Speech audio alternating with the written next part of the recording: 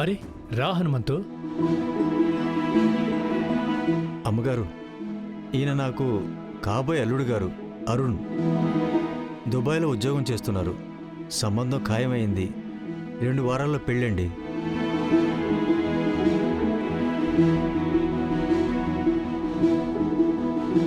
నమస్కారం అండి. నమస్కారం. అరే అవునా, ఇది చాలా మంచి వార్త హనుమంతు.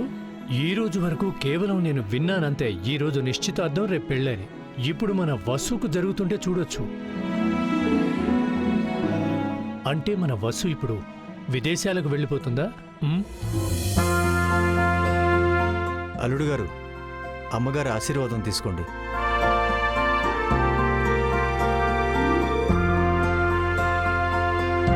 సంతోషంగా ఉండండి.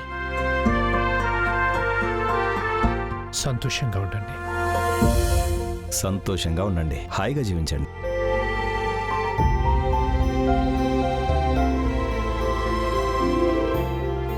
హనుమంతు, నిజంగా నీకు చాలా చక్కటి అల్లుడు దొరికాడు. సార్, నాదొక విన్నపం. అంటే పెళ్లి పనులన్నీ నేనే చూసుకుంటున్నాను అనుకోండి, కానీ కొన్ని కొనటానికి వాటికి నాకు వసు అవసరం పడచ్చు. అందుకే 7 రోజులే పనిచేస్తుంది. మీరు కనుక వచ్చే వారం వసుకు సెలవు ఇచ్చేస్తే పెళ్లి ఏర్పాట్లకి మామయ్య గారికి నాకు సహాయంగా ఉంటుంది.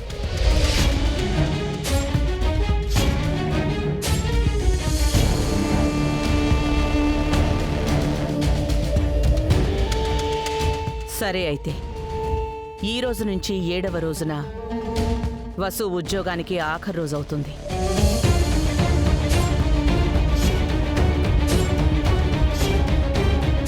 సరే మేడం, నేను బయలుదేరుతాను. మిమ్మల్ని కలవటం చాలా సంతోషంగా ఉంది.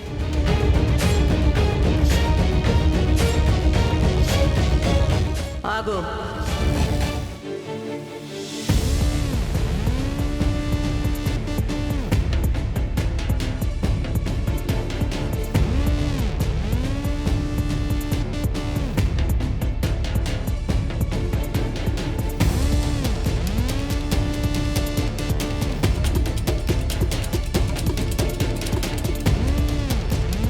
హనుమంతు, నీ కూతురు అల్లుడు మొదటిసారి జంటగా మా ఇంటికొచ్చారు.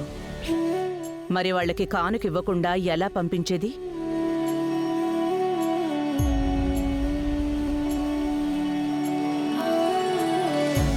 సావిత్రి,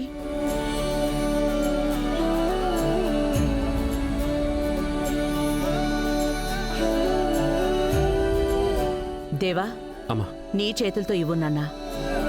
చౌదరి కుటుంబం తరపున ఒక చిన్న కానుక.